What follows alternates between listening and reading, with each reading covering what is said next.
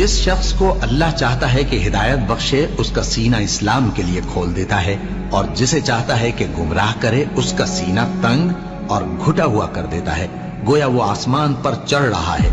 इस तरह अल्लाह उन लोगों पर जो ईमान नहीं लाते अजाब भेजता है। और यही तुम्हारे परवरदिगार का सीधा रास्ता है। जो लोग गौर करने वाले हैं, उनके लिए हमने अपनी आयतें खोल खोल कर बयान कर दी हैं। उनके लिए उनके अमाल के सिले में परवरदिगार के यहाँ सलामती का घर है और वही उनका दोस्त है।